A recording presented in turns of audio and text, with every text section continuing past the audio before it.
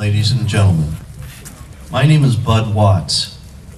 We are here today to honor and remember those who lost their lives 16 years ago when planes, hijacked by terrorists, flew into the Twin Towers in New York, the Pentagon in Washington, D.C., and into a Pennsylvania field as the passengers fought back against the terrorists who were intending to crash that plane into the White House in Washington. We reunite here today to show our support for those who stand in harm's way and continue the fight against terrorism throughout the world. May we start by standing and begin with a prayer by our chaplain, Sisto Sandoval.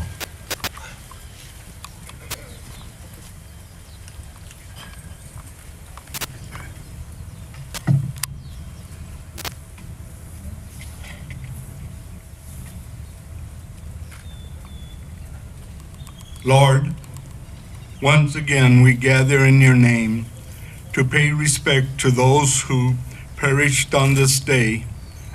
Grant them whom you called home the peace within your heart. Give us yesterday's trials, the peace for tomorrow. Lord, continue to bless and protect those who serve our military, our police, firefighters, our EMs. Give those in leadership of cities, counties, states, and our nation wisdom to guide our land. Give them your compassionate love. Matthew 5:9. Blessed are the peacemakers, for they shall be called children of God. Open wide the windows of our spirits and fill us full of your light. Open the doors to our hearts that we may receive your protection and comfort and share it among others. Lord, as we continue to struggle by those who wish us harm, give to those who protect our needs your protection and place them in the safety of your hands. Lord, we ask you to hear our silent pleas and prayers for those whom we lost today, those whom we love, and give strength to our country. Lord, let us not forget this day that brought a nation in prayer together to calm the tragic of this hour. Let your voice heal our land, for all is in your power. We ask this in Jesus Christ's name. Amen. A moment of silence for those whom we honor today.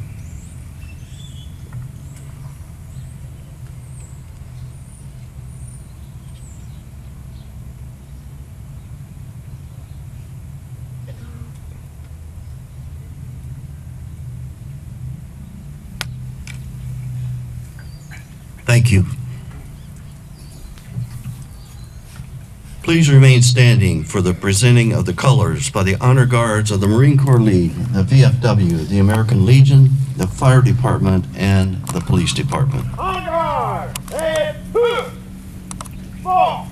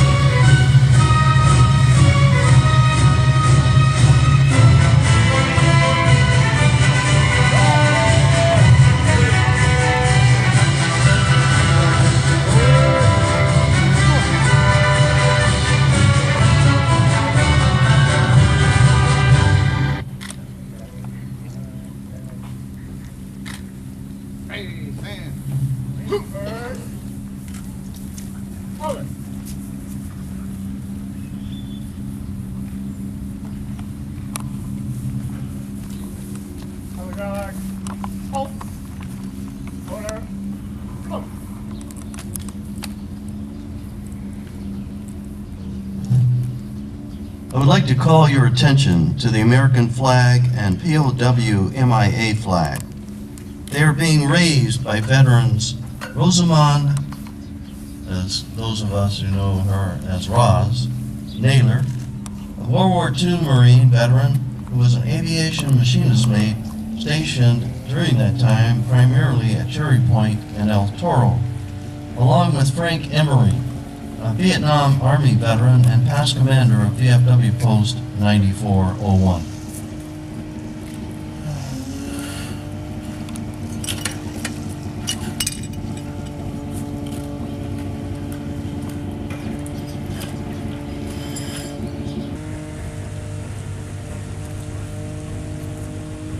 Ladies and gentlemen, our national anthem will be sung by Jeff Young of the Thunderbolt Middle School.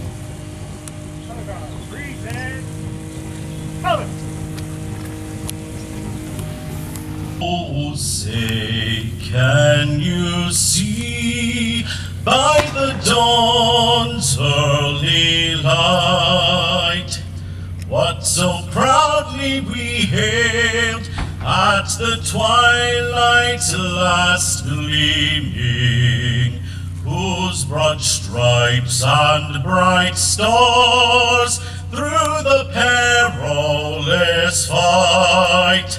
Oh, the ramparts we watched were so gallantly streaming, and the rocket's red glare, the bombs bursting in air, gave proof through the night that our flag was still there. Oh, say, does that star-spangled banner yet wave? Oh, the land of the free and the home of the brave.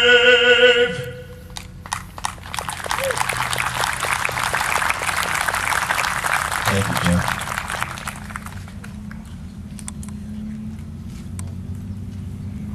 The military moms of Lake Havasu will now lead us in the pledging allegiance to the greatest flag that this world has ever known. I pledge allegiance to the flag of the United States of America and to the republic for which it stands, one nation, under God, indivisible, with liberty and justice for all. Order. Color. Order.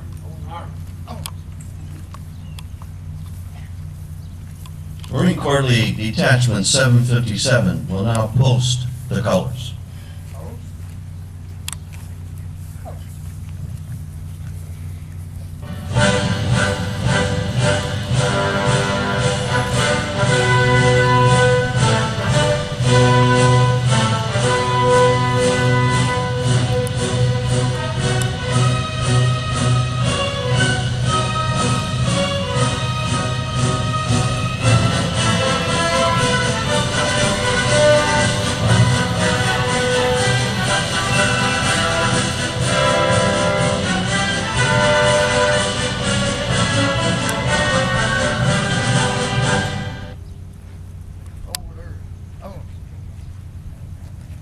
Harry. On. Okay. Forward.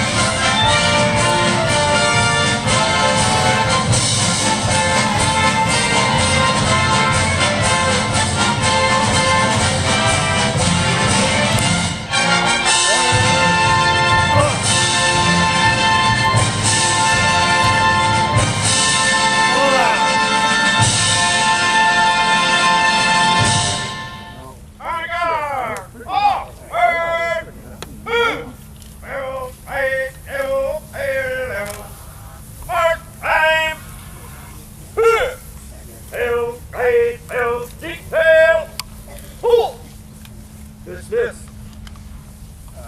Please remain standing for the raising of the flag ceremony.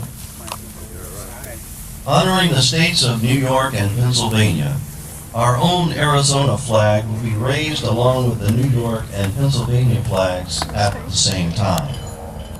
Raising the flag of Arizona will be Jan Swift. Raising the flag of New York will be Steve Salisbury.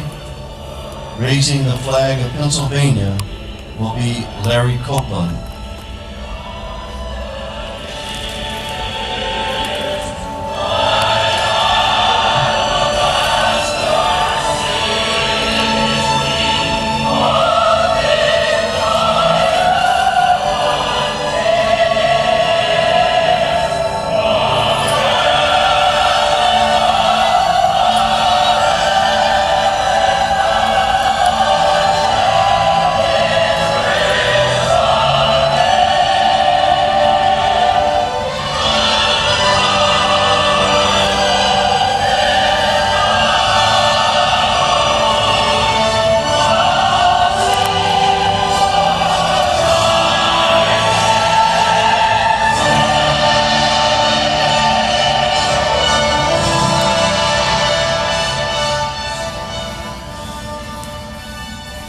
Raising the flag of the United States Army is Joan McDermott.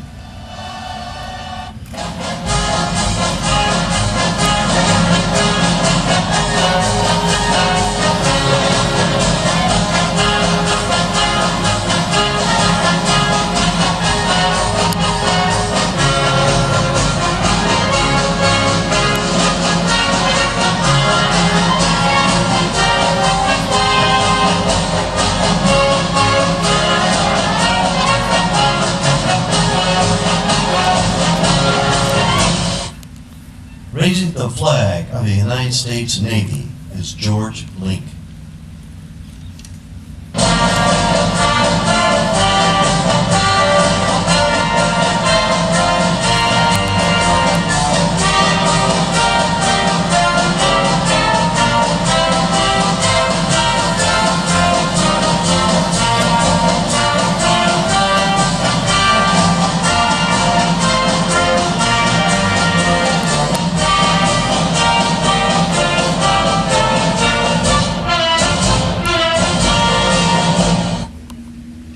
Raising the flag of the United States Marine Corps is Bill Meehan.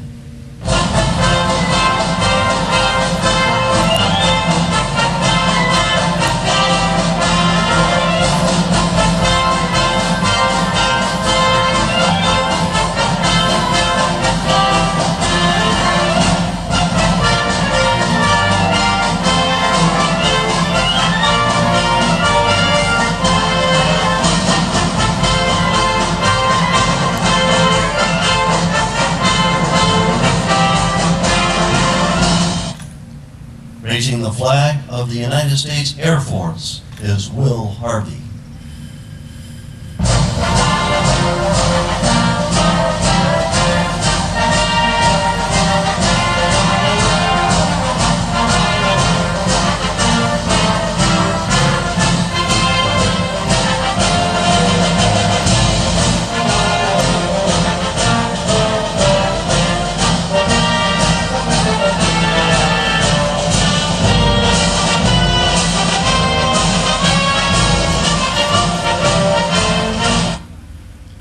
Raising the flag of the United States Coast Guard is Jim Mack.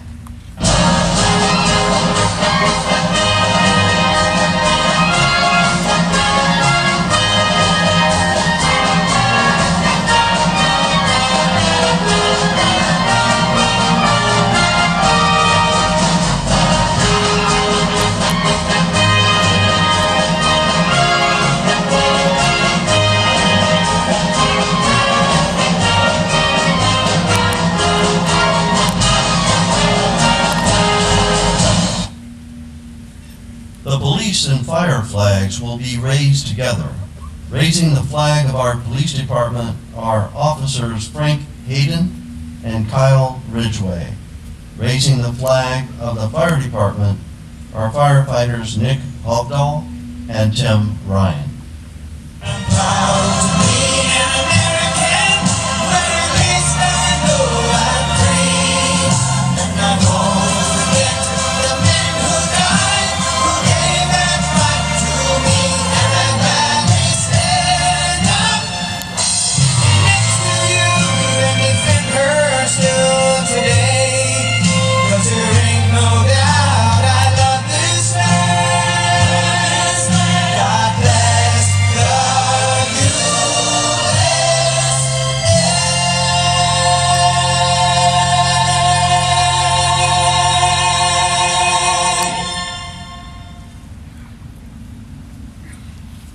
Ladies and gentlemen, would you now please lower the flags to half-mast in honor of this day? I would like to thank all of our volunteers who assisted with the flag raising ceremony today. Ladies and gentlemen, please be seated.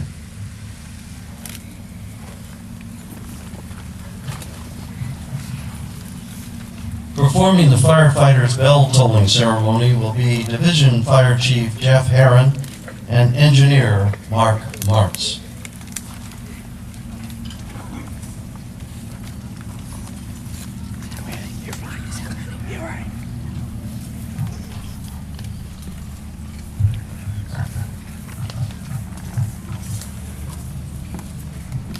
The fire service of today is ever-changing, but steeped in traditions 200 years old.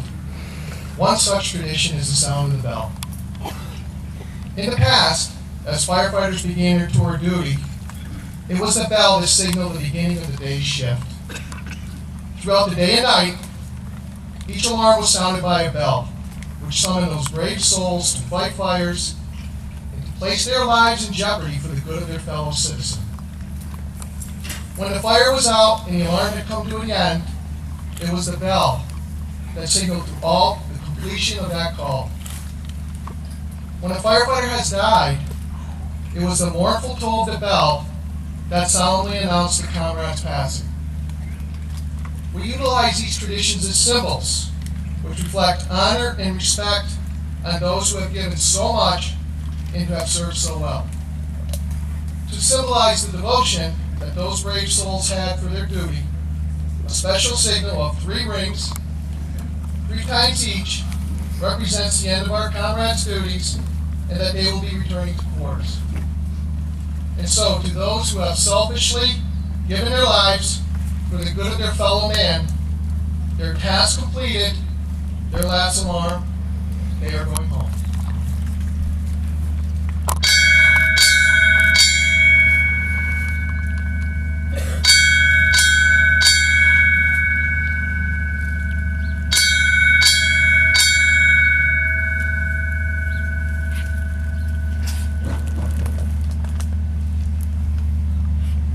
Thank you.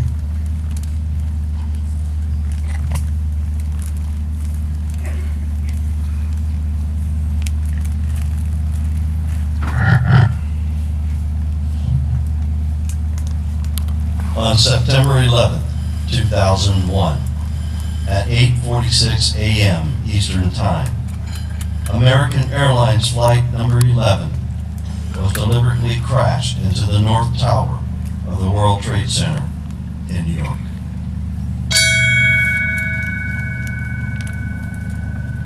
On September 11th, 2001, at 9:03 a.m.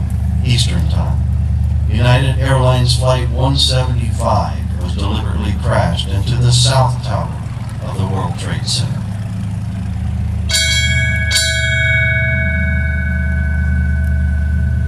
On September 11th, 2001, at 9:43 a.m. Eastern Time, American Flight 77 was deliberately crashed into the Pentagon building in Washington, D.C.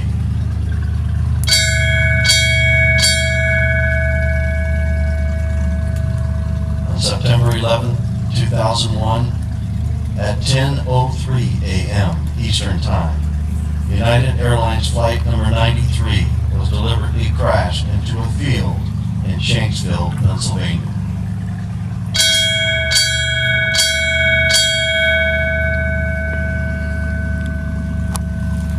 May we never the lives lost on that fateful day due to a terrorist attack on our homeland.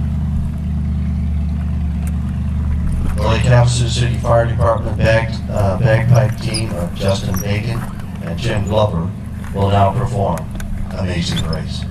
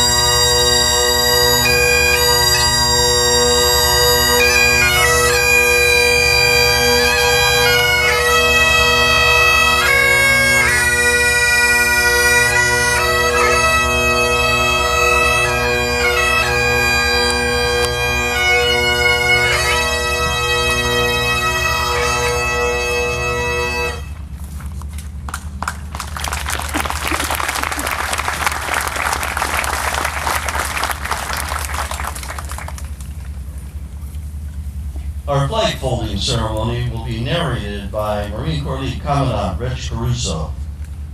The Marines that will be folding the flag are Dan Arnotto, John Pulliam, Kim McCoy, and Jack Howe.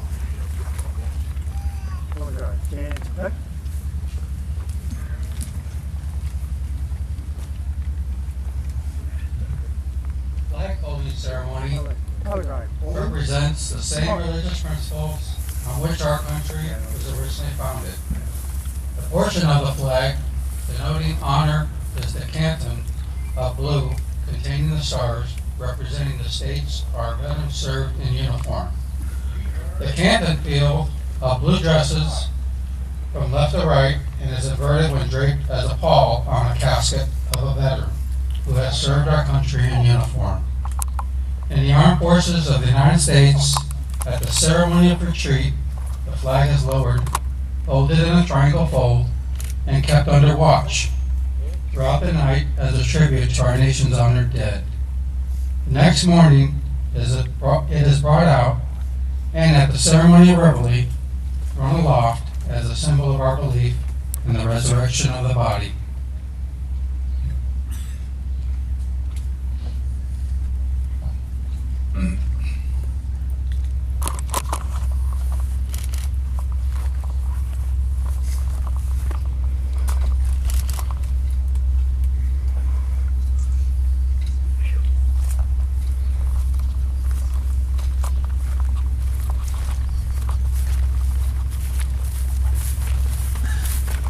The first fold of our flag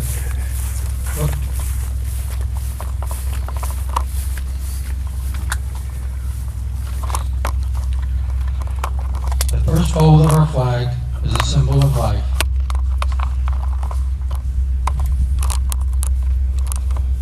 The second fold is a symbol of our belief in the eternal life.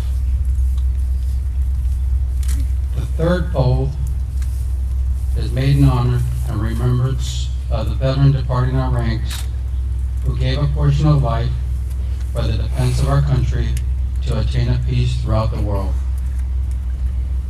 The fourth fold represents our weaker nature, for as American citizens trusting in God, it is to Him we turn in times of peace as well as in times of war for His divine guidance. The fifth fold is the tribute of our country, for in the words of Stephen Decatur, our country, in dealing with other countries, may she always be right, but it is still our country, right or wrong. The sixth fold is for our heart's flag. It is with our heart that we pledge allegiance to the flag of the United States of America and to the republic for which it stands, one nation, under God, indivisible, with liberty and justice for all. The seventh fold is a tribute to our armed forces, for it is through the armed forces that we protect our country and our flag against all enemies, whether they be found within or without the boundaries of our republic. The eighth fold is a tribute to the one who entered in the valley of the shadow of death, that we might see the light of day, and to honor Mother for whom it flies on Mother's Day. The ninth fold is a tribute to womanhood, for it has been through their faith, love, loyalty, and devotion that the character of the men and women who have made this country great have been molded. The 10th fold is a tribute to Father, for he too has given his sons and daughters for the defense of our country since they were first born.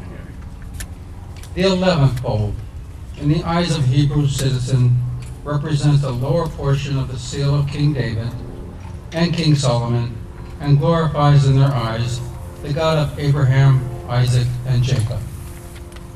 The 12th fold, in the eyes of Christian citizen, represents an emblem of eternity and glorifies in their eyes God, the Father, the Son, and the Holy Ghost. The 13th fold is accomplished when the flag is completely folded. The stars are uppermost, reminding us of our national motto, "In God we trust."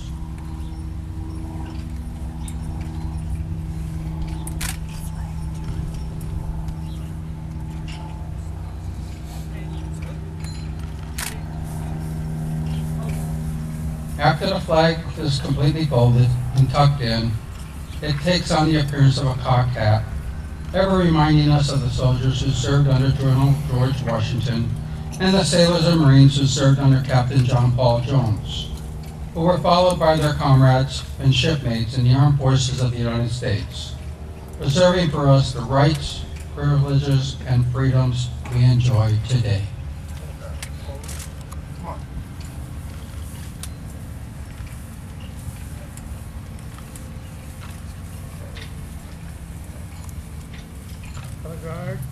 A wreath will be placed at our memorial for the 9/11 victims by Gold Star Mom Mona Hester and Military Mom Lisa Molson.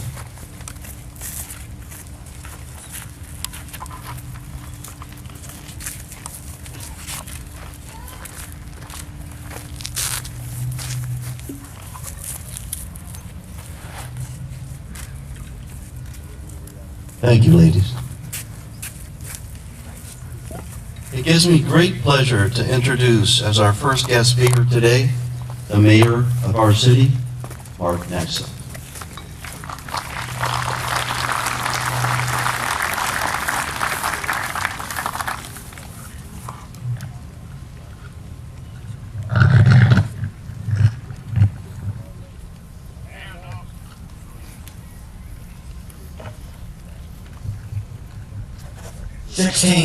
Years ago, We watched in horror as a plane blasted to the North Tower of the World Trade Center. The plane continued to move through the building until a fireball erupted. Then, before we could come to grips with the shock, another plane ripped through the South Tower of the World Trade Center. That was the beginning of the horror of the events that unfolded on September 11, 2001. That was the end of nearly 3,000 lives. No more breaths. No saying goodbye. The realization that there is no way out and death is near. This ceremony is not only a remembrance of the past, but a mark of respect for those that lost their lives and to those they left behind. Citizens of 78 countries died in New York, Washington, D.C., and Pennsylvania because of the attacks against America by terrorists. As the years have vanished and memories have faded since 2001, this rededication marks an occasion where we renew our memory and remind ourselves to keep our resolve. We must remain ever diligent of the threat to our great nation. We shall never forget. Not today, not tomorrow, not ever. The city of New York erupted in chaos. For the rest of the United States, the age of innocence was over. If for no other reason than the theft of our way of life, we must never forget the attacks on the World Trade Center in New York, the Pentagon in Washington, D.C., and those on United Flight 93 who perished in Pennsylvania. The 3,000 individuals who took their last breath on September 11, 2001 were just everyday people much like you and me. They went to work every day, had a future, and were raising their family. Then, boom. Everything they were hoping for, working for, living for is gone. And those they left behind were robbed of memories never made, wondering to this day how their hopes and dreams might have unfolded. All of the victims of 9/11 deserve our respect and prayers. Terrorism continues to this day in many forms. Terrorists challenge America and the magnificent power of our freedom. But we are not alone any longer. The rest of the world is also being attacked by organized groups and lone wolves to create chaos. While we, as a country, have fought back against terrorism and made progress, more recent threats have emerged. The madman in North Korea is determined to start a nuclear war. Somehow his delusional mind believes that he can destroy America or its allies without consequences. Nothing good can come of a nuclear war with anyone. Nevertheless, we must stay true to defend our country and its allies. We owe that to the victims of 9/11 and to the men and women who wore and are wearing a military uniform in defense of this great nation. The tragic events in Charlottesville, Virginia, are an internal threat that must be stopped. The men that fought and protected and died for America in World War II battled and defeated Nazi Germany. We cannot allow a Nazi nation to manifest in America. Yes, the city of New York and America was shaken to its core on 9/11, but if the terrorists thought, if they thought for even a minute that we as Americans would not fight back, they have learned over the past 16 years that they have been greatly mistaken. The words in a song by Tom Petty performed after the 9/11 attacks sum it up for America. He said, "No, we won't back down. You can stand us up at the gates of hell, but we won't back down." In that light, we thank the brave Navy SEALs who did not back down and put Osama bin Laden to rest and made sure justice, sweet justice, was served. The rest of the world is beginning to recognize the simple fact that all countries are vulnerable to terror attacks and to madmen in countries such as North Korea. Yes, the world's nations were with us on that horrible day in 2001, but they need to be with us. They need to be with us today and every day. No country can sit back and ask America to fight their battles as we also fight ours. It is encouraging, however, to see that many nations are joining America and ridding the world of these thugs and murderers. It is time to step up the pressure and not stop until the terror stops. We need to keep the promise of President Bush when he stated that the United States will triumph over terrorism. Stop it, eliminate it, destroy it where it grows. That was 16 years ago. It's time to get it done. While we continue to go on with our lives as if nothing ever happened, we must recognize that times have changed dramatically. There are so many examples of how America has been forced to adapt, but a simple example is one we experience all the time, and that is the security that surrounds everyday air travel. Today, we experience long lines for security, limited access to the gates, physical searches, and much more. As I said, the age of innocence is over. So, as we remember the 3,000 precious lives lost, let's also recognize the firefighters, paramedics, and policemen who responded to help victims of this tragedy. They helped so many, but ultimately raced to their own death, and their families never, ever saw them again. Today, please remember in your prayers everyone who lost their life on September 11, 2001. All of us should also speak to our children and our grandchildren about the events of 9/11 and their significance, just like we were taught about Pearl Harbor. History books are fine, but only we can provide the emotional impact of September 11, 2001.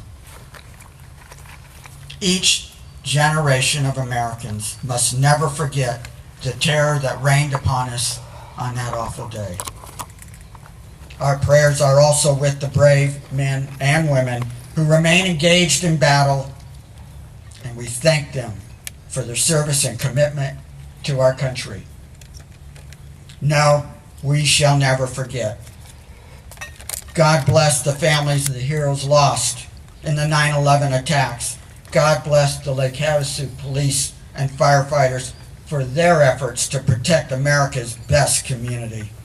God bless our troops, and God bless the United States of America.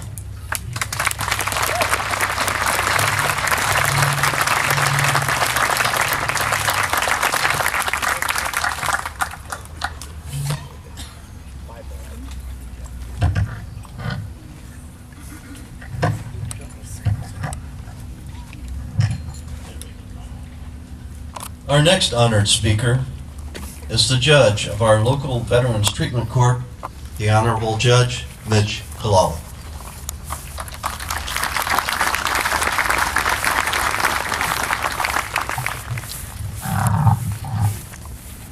First of all, as is my custom whenever I have the opportunity to speak, I want to greet you with a warm aloha. Aloha. Some of you have heard me speak before. And I want to share with you, with joy, my breath of life. Chief Doyle just leaned over to me as I was getting ready to come up, and he said, boy, I sure would hate to follow that speech. And I said, and they do that to me every year.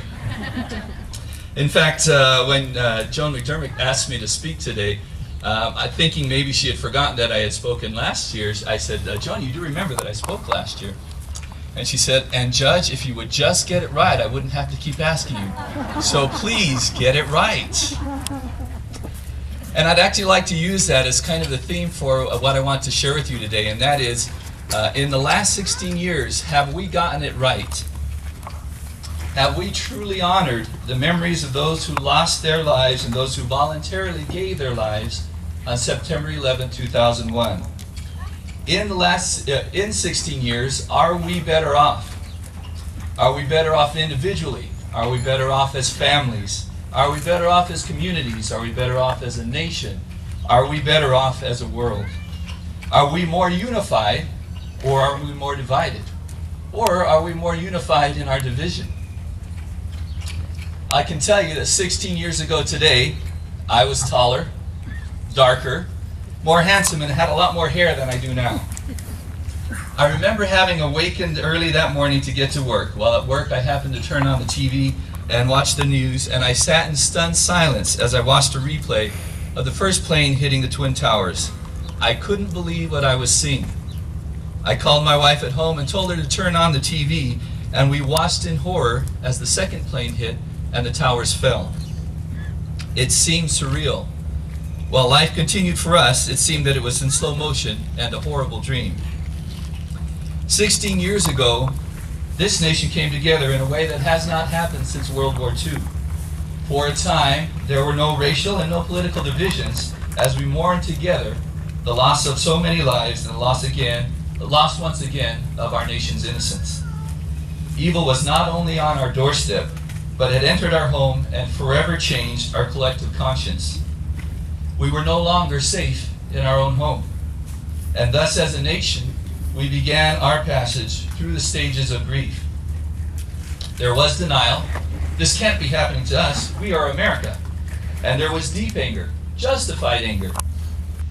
Innocent civilians had been killed, and first responders, whose duty it is to save lives, died that day doing what they were sworn to do. And since that time, countless servicemen and women have sacrificed all in the hope that we could prevent this from happening again. As we worked our way to acceptance, it seemed initially that as a nation we would overcome and become one nation again, united under God and indivisible. And while individually and as communities acceptance has come, I fear that as a nation we have become lost in the anger and denial, turning inward, no longer united. Instead of finding common ground and looking for that which would unify us, we have become focused on the differences and have lost the civility and kindness that have defined us as a nation. As we rush to take sides on issues, we have lost empathy and are easily offended. The beacon that shines at the 9/11 memorial seems to be more of a searchlight looking for hope rather than the beacon of hope that it was designed to be.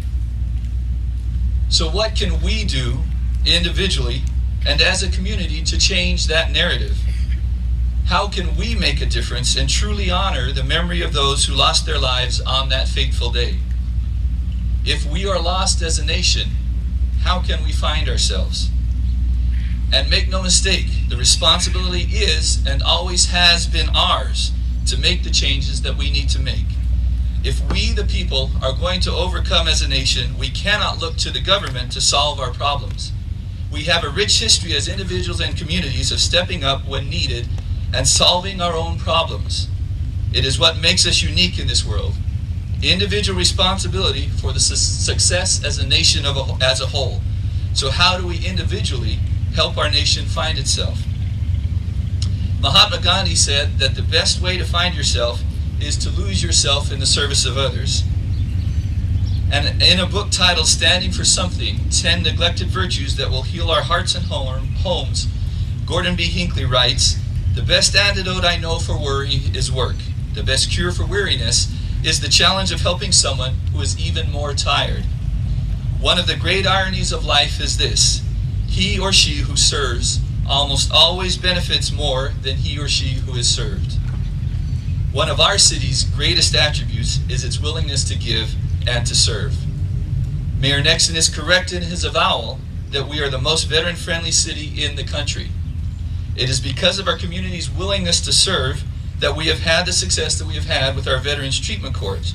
Our Veterans Resource Team, comprised of over 30 organizations, is quickly becoming the model for community involvement nationwide.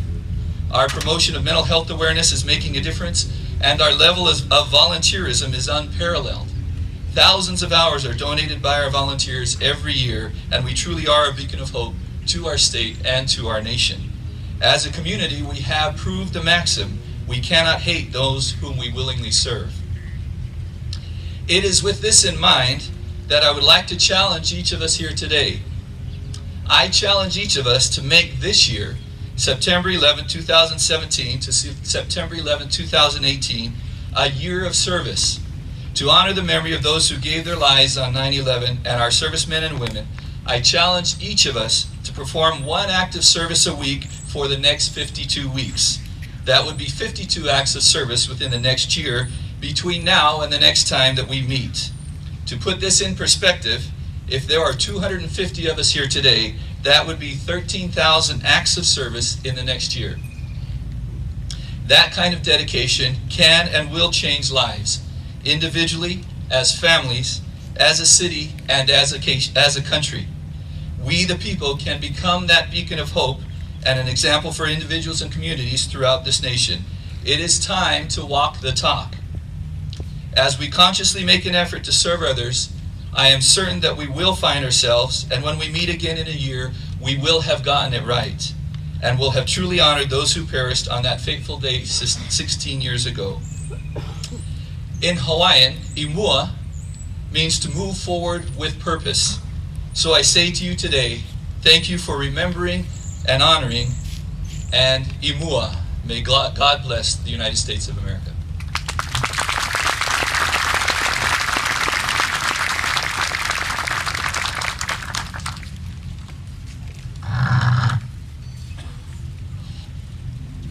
Next, we have a presentation by the Lake Havasu High School Choir singing "Proud to be an American."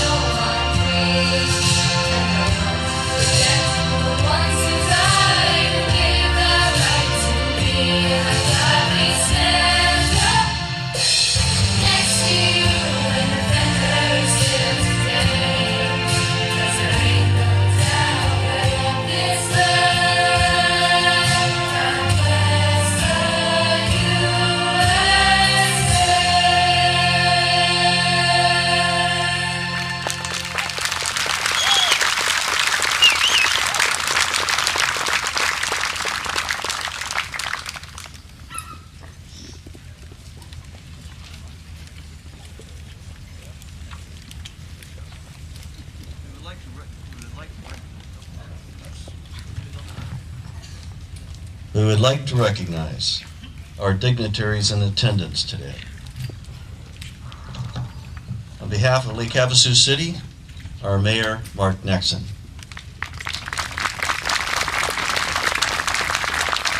Our Vice Mayor, Jenny Cope. Council members, Donna Brister-McCoy, Cal Sheehy, David Lane, Michelle Lynn, Gordon Grote. Our City Manager, Charlie Cassens. Our City Magistrate and Veterans Court Judge, Mitch Kalali. Police Chief, Dan Doyle. Our Fire Chief, Brian Davis.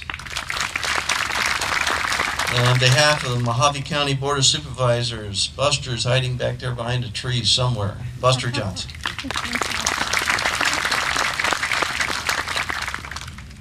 Our fraternal organizations, our Marine Corps League Detachment 757, the Commandant, Rich Caruso. And I'm not sure, is Debbie here, present? Debbie Soden, our President Auxiliary. PFW Post 9401, Commander Steve Knock. Steve, is the auxiliary here? Jim Mack. Our Men's Auxiliary, President Jim Mack. American Legion Post 81. Is the President here? We'll recognize them anyways. The American Legion Post 81 and the Auxiliary are very, very active in our community. Our Military Moms President, Cindy Ritter. Our Gold Star Mothers present today, Mona Hester and Lori Dicey. Anybody here from the 82nd Airborne? They're active as well. Our Benevolent Protective Order of Elks, our ER, Gary Parsons, done a wonderful job putting this on today. And our Elcats President, Paulette Naney, I mess it up every time. Nancy.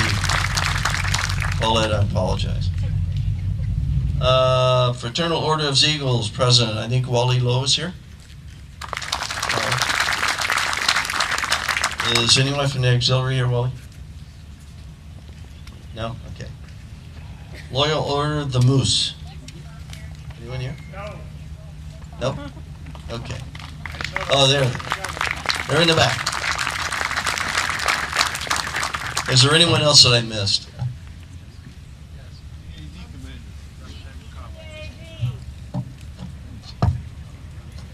Well, I stand here before you with my elk shirt on because an elk has always emceed this. But yes, I am the DAV commander.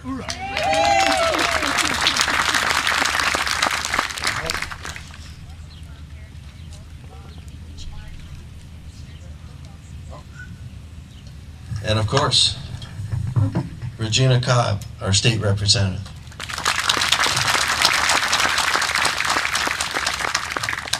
Have I missed anyone else? We think it's very important that we do this every year to recognize these folks because these are people that keep everything going for us and that support all of the rest of these folks out here that keep us safe every day. So with that, we thank all of you very, very much.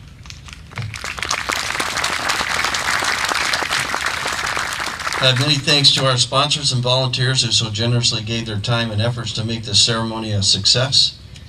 Also, a very special thank you to Fritz and Frida, who so generously donate their time and sound equipment for our ceremony today and every year. Thank you, Fritz. Thank you, Frida. I'd like to bring your attention to our firing detail led by Marine Corps League Honor Guard Commander Richard Wagner. The members firing today are from the Marine Corps League, Eddie Dunn, Russ Muscari, George Little, Richard Butler. From the American Legion, Post 81, Larry Gupton. And from VFW Post 9401, Mike Golan and Jim Blender.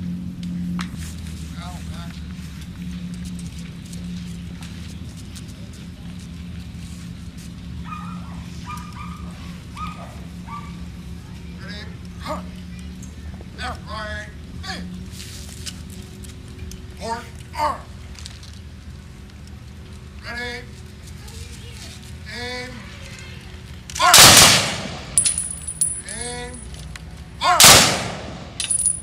Aim. Fire. Left now. Aim. Ladies and gentlemen, would you please stand for taps? Taps will be conducted by Jerry Wrighton and Dennis Dickey.